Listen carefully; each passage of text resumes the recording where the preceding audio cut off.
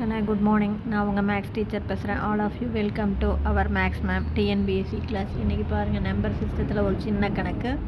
For a number A and B define star as. Star வந்து எப்படி define பண்ணியிருக்காங்கன்னா பாருங்கள், A star B equal to A plus B divided by A minus B அப்படின்னு define பண்ணியிருக்காங்க.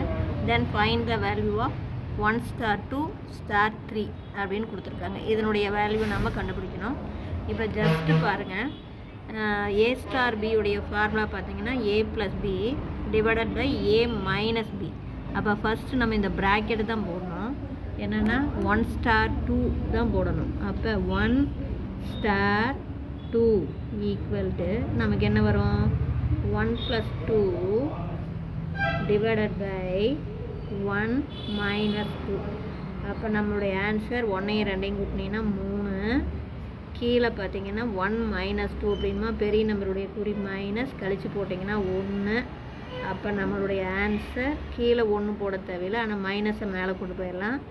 அப்போ -3. அப்போ இந்த ப்ராக்கெட்டோடைய வேல்யூ -3 வருது.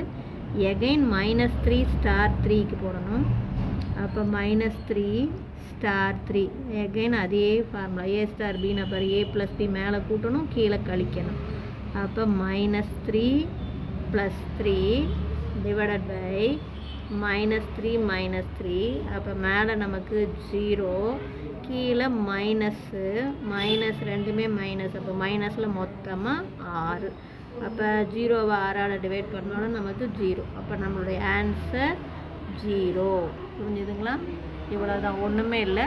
First 1 star 2 கண்டுபிடிச்சிக்கணும். அது வர ஆன்சரை 3 ஸ்டார் 3 போடணும். இவ்வளவு தான். புரியுதுங்களா? Wish you all the best. அடுத்த கணக்கு பாருங்கள். அடுத்த கணக்கு, the number 25 power 64 × 64 power 25 is the square of a natural number n. இந்த என்னுடைய ஸ்கொயர் தான் இது. அப்போ the sum of the digit of n is. அப்போ என்னுடைய அந்த என்னங்கிற அந்த நம்பர் நேச்சுரல் நம்பர் இருக்கா, அதனுடைய டிஜிட் எல்லாம் கூட்டினா என்ன வரும் அப்படின்னு கேட்குறாங்க. அதாவது ஸ்கொயர் n ஸ்கொயர் தான் இது. n ஸ்கொயர்டு வந்து நமக்கு 25 × 64, 64 × 25ன்னு கொடுத்துட்டாங்க. அப்போ find the sum of the digit of n. என்னுடைய டிஜிட் எல்லாம் கூட்டுங்கிறாங்க. இப்போ கிவன் நமக்கு என்ன கொடுத்துருக்காங்க பாருங்கள், n squared equal to 25 whole power 64 × 64 whole power 25. இப்போ நாம் இதை கொஞ்சம் சிம்பிளிஃபை பண்ணிக்கலாம். இதை போடும்போது இந்த 5 என்னென்னு எழுதலாம், 25 5 ஸ்கொயர் whole power 24ன்னு எழுதலாம். × 64 என்ன எழுதலாம், 2 power 6 whole power 25. உங்களுக்கே தெரியும், 2 power 6 அப்படிங்கும்போது என்ன வரும், 2 பாருங்கள், 2 2s are 4, 4 2s are 8. புரியுதுங்களா? 8 8s are 64 அப்படிங்கிறது 2 power 6. 64ல் 2 6 தடவை இருக்கும்னு அர்த்தம். இப்போ இதுங்க பெருக்கும்போது 5 பவர் 2 64 128. அதே மாதிரி இங்கே 2 பவர் 6 25 வந்து பார்த்திங்கன்னா 150. அப்போ தேர்ஃபோர் இது வந்து நமக்கு n ஸ்கொயர்டு. இப்போ இதிலிருந்து n வேணும் அப்படின்னா நம்ம இதுக்கு ரூட் எடுக்கணும். அப்போ தேர்ஃபோர் n வந்து என்ன வரும், ரூட் எடுப்போம். அப்போ ரூட் எடுத்தோம்னா தான் n கிடைக்கும். ரூட் எடுக்கும்போது இந்த பவர் பாதியாக குறைஞ்சி போயிடும். ரூட் அப்படின்னாவே 2 நம்பருக்கு ஒரு நம்பர். அப்போ 5 பவர் இதில் பாதி 64 × 2 பவர் இதில் பாதி 75. ரூட் எடுத்தோம் அப்படின்னாவே நமக்கு என்ன ஆகும், பாதி பவர் வந்து பாதியாக குறைஞ்சி போயிடும். 2 நம்பருக்கு ஒரு நம்பர் தானே நமக்கு n அப்படிங்கிறது. அப்போ தேர்ஃபோர் இப்போ இதை எப்படி எழுதலாம் அப்படின்னாக்கண்ணே, n ஈக்குவல் டு நல்லா பாருங்கள், 5 பவர் 64 × இதுவும் அதே மாதிரி 2 பவர் 64 × 2 பவர் 11.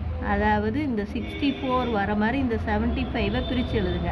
அப்போ 64 + 11 தான் உங்களுக்கு வந்து என்ன 75. இதை 2ஆக பிரித்து எழுதிக்கிங்க. இப்போ இது 2ஐயும் சேர்த்து இது பாருங்க என்ன 5 2s are 10. அப்போ அதாவது 5 × 2 ஹோல் பவர் 64 இன்ட்டு இதை வந்து 11 தரம் போட்டு பெருக்கி பாருங்கள். 11 தரம் போட்டு பெருக்கி பார்த்தீங்கன்னாவே உங்களுக்கு நல்லா கவனமாக பாருங்கள். 2 2 2 அப்படின்னு 11 தரம் போட்டு பெருக்கணும். அப்போ இப்போ பாருங்கள் அதாவது 10 தரம் பெருக்கினாவே 1024. அதை 1024 என்ன 2 பவர் 10 அப்படிங்கிறது 1024. 2 பவர் 5 வந்து நமக்கு 32. அப்போ 32 × 32 பெருக்கி பாருங்கள். அதான் பாருங்கள் 32 × 32 பெருக்குனிங்கன்னா 4 3 2 6. அதே மாதிரி 2 புரியுதுங்களா நான் சொல்கிறது? 2 4 3 2 6. அதே மாதிரி 3ஆல் பெருங்க 2 6 3 9. இது 4 12 மீதி 1 1024. மறுபடியும் இது ஒரு 2ஆல் பெருக்குனிங்கன்னா 8 4 0 2. அப்போ 2 பவர் 11 அப்படிங்கும்போது 2048. அப்போ therefore sum of the digit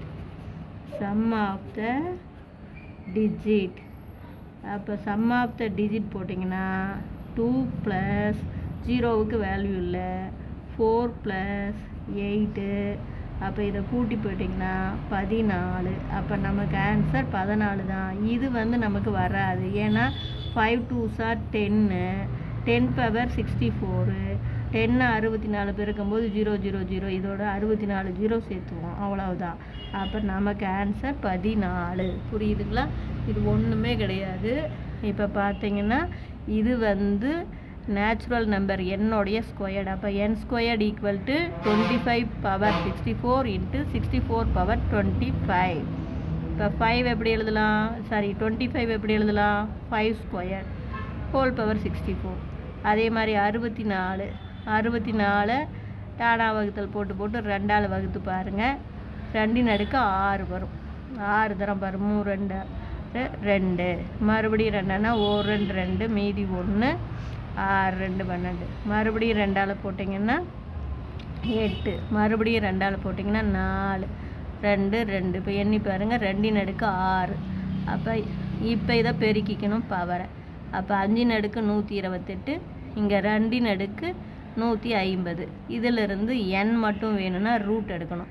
root எடுக்கும்போது இந்த பவர் பாதியாக குறையும்.